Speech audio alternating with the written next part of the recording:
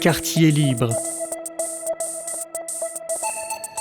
Nous allons bientôt arriver, dit-elle, comme pour elle-même.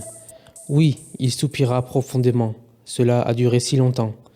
Il ne savait pas lui-même, en prononçant cette plainte, impatiente, s'il faisait allusion au trajet ou à toutes les longues années qui aboutissaient à cette heure. Alors, je suis Ozden Kokilmaz, j'ai 33 ans, je suis gérant d'une horlogerie rue du Port. La confusion entre rêve et réalité le déroutait.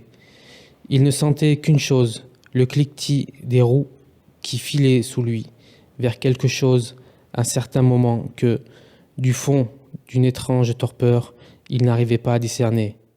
Alors nous sommes dans l'église de Landes, où on a un mécanisme donc d'époque de 1849 qui est malheureusement plus fonctionnel et qui est en train de se détériorer.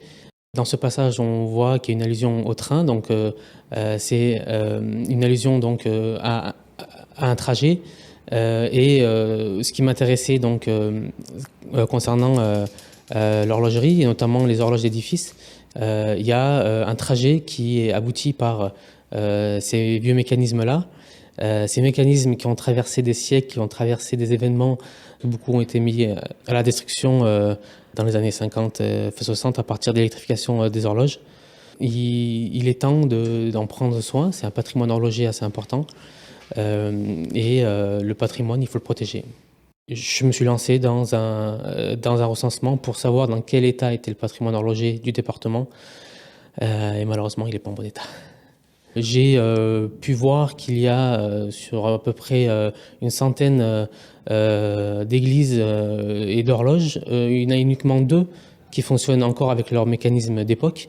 Donc le cliquetis, j'aimerais le réentendre. Et malheureusement, si on ne peut plus le réentendre dans les lieux où ils sont situés, il faut néanmoins faire quelque chose pour qu'on puisse les rénover pour éviter qu'elles ne disparaissent. Quartier libre.